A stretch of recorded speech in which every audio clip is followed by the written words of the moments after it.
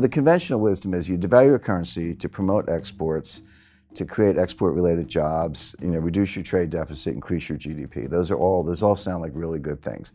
So we cheapen the dollar, and you're Indonesia and you need to buy an aircraft and you don't make them. And you really have two choices. You got Boeing and Airbus. So you cheapen the dollar relative to the euro. All of a sudden that Boeing plane looks a little more attractive. You buy one, there's jobs in Seattle or St. Louis or whatever, and you kind of go from there.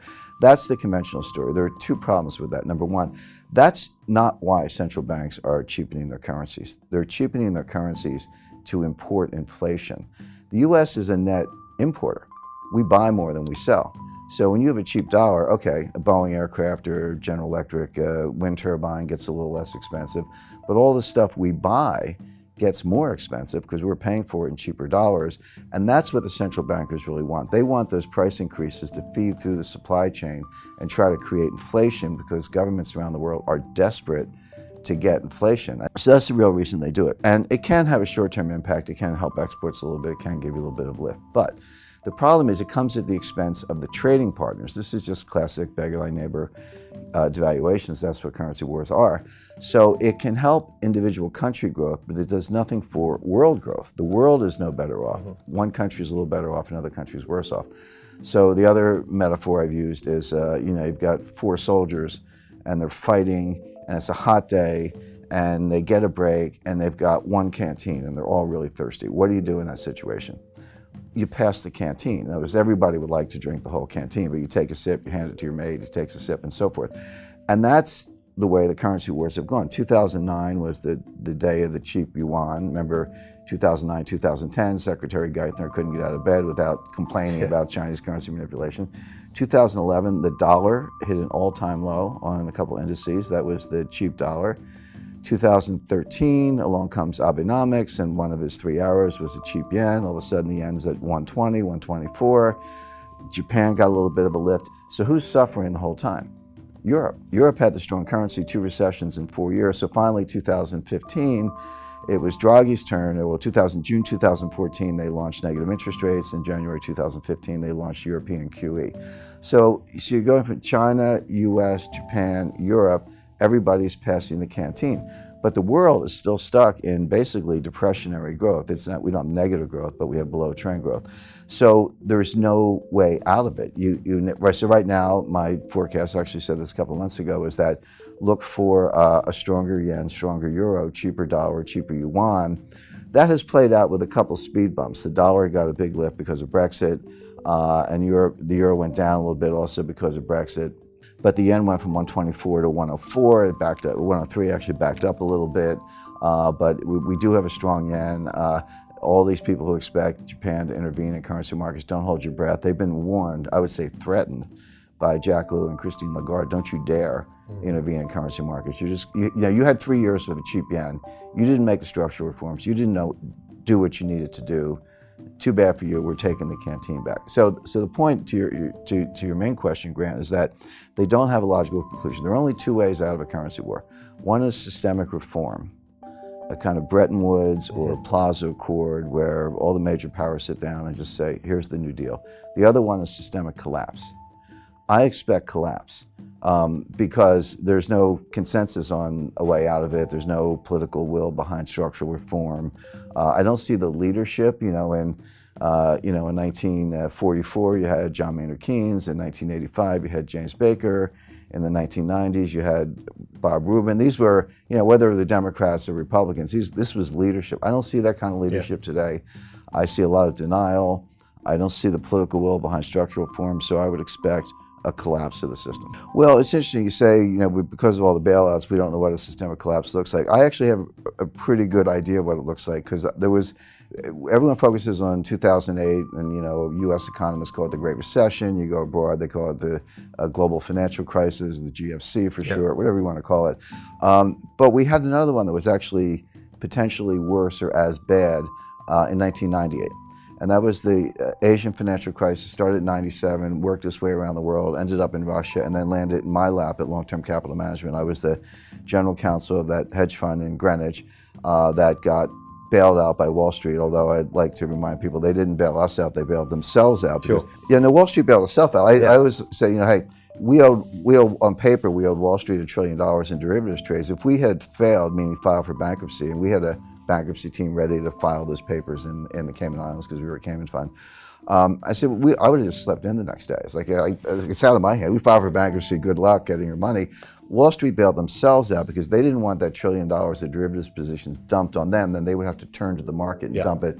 We were hours away from the closure of every major market in the world. It's not an exaggeration. Greenspan testified to that. Rubin said the same thing.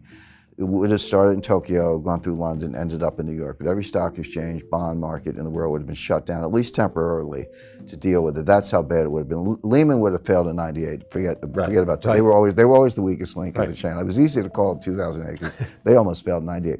But the point is, okay, so we moved $4 billion in cash in about 3 days. If you think of it as a private deal, $4 billion all cash, no due diligence, wire the money. That's kind of how the sense of urgency. And so we filmed the runways. We brought it in for landing. The plane didn't crash or break up on the runway, but it was that close. So when 2008 came along, I just felt I was watching a movie I had already seen. It was like a rerun for me. And you're right, 2008 was even bigger, potentially more. We were, if not hours, maybe days away from the sequential collapse of every bank in the world. And starting with, Bear had already gone out, Fannie, Freddie, Lehman, AIG, Morgan Stanley would have been next, then Goldman, then Merrill's Citi, et cetera. We were days away from that. And again, I think Andrew Sorkin did a good job in his book. So this isn't, we're not looking at strike two in a baseball metaphor, we're looking at strike three because 98 was strike one, 2008 was strike two, now we're looking at strike three. The next one is going to be worse. So I think we've come extremely close. I think people are overly complacent.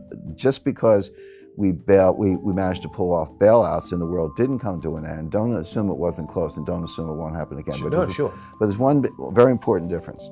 In 1998, Wall Street bailed out a hedge fund. In 2008, the central banks bailed out Wall Street.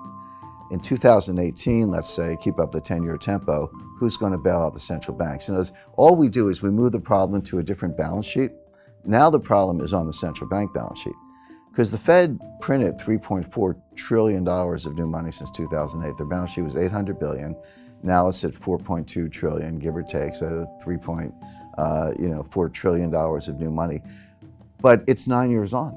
Yeah. They haven't normalized. If they had somehow got their balance sheet back to $800 billion, I'd say, okay, you guys could do that again. But you're at $4 trillion. What are you going to do when the next crisis hits, which could be soon, by the way? Go to $8 trillion, $12 trillion? Now, some people say, yeah, what's the problem? Just print more money. I have my doubts about that. But so who can bail out central banks? The answer is the IMF, because they have the only clean balance sheet left in the world. The Fed is leveraged about 113 to 1. With a duration mismatch. They look like a really bad hedge fund. And again, I've spoken to central bankers who say, well, who cares? Central banks don't need capital. A member of the Board of Governors of the Federal Reserve said that to me. She said, central banks don't need capital. I said, well, that's one point of view, but we'll see. Exactly, we'll see. But there's sort of an invisible, hard to define confidence boundary. And when you cross that confidence boundary, and every day citizens just wake up and say, you know what, I'm checking out of this system. You tell me it's all good, I don't believe you anymore. And get me some gold because I know that the gold will be around, et cetera. That's an instantaneous loss of confidence in the dollars. That's what I mean by collapse. Now, just to be clear, I don't think we'll all be living in caves, eating canned goods, lighting fires with rocks and twigs. Life will go on, but it'll be different. The dollar will maybe be like the Mexican peso in the sense of being a local currency that you get when you go to the United States, but no longer the world currency. They'll try to bail it out with SDRs, the special drawing rights. If it works, if the SDR bailout works, it's only because nobody understands it, or like maybe there were 100 people in the world who really understand. I've spoken to PhD monetary economists, like people right in the field with PhDs from Harvard who can't give you a straight explanation of what an SDR is. So if it works, it'll only be because nobody gets it. But I have a feeling that because of social media, because of interviews like the ones you do, Grant, just because of different means of communication, that people will get it and they'll run for gold because it's money good. And so that, and then you get into coercion, shutting down banks, closing ATMs, or maybe reprogramming ATMs. Everyone can have $300 a day for gas and groceries, but no more. Recently, the SEC has changed the rules for money market funds. You know, I meet people everywhere, and I say, well, how much money you got? Or where do you have your money in? Probably a better way to put it. And they go, I got money in stocks, money in bonds, money in real estate, and money in the money market funds. I say, no, you don't. You have stocks, bonds, and real estate. You don't have money in anything. That's not money. Oh, I can sell it and get the money. Really? Maybe not. Maybe they'll close the New York Stock Exchange. But anyway, they have new rules on money market funds where money market funds can suspend redemptions. Now, that has always been true of hedge funds. I've never seen a hedge fund offering document that didn't have that in there. But people think they can call Charles Schwab or Merrill Lynch or Bank of America, instruct the broker to sell the units, and the money's in the bank the next day. They're going to wake up one day and make that phone call and find out, no, we've suspended redemptions, we'll get back to you. You can't get your money. And oh, by the way, the day that will happen is the same day you want your money the most. In other words, it's conditionally correlated. So you'll still have money for gas and groceries, and your kids will still go to school, and you'll still have food on the table, but you won't be able to get your money. The IMF will be flooding the zone with trillions of SDRs. The dollar will be greatly devalued relative to SDRs. It'll be like Mexican pesos, and then it'll be a very different world.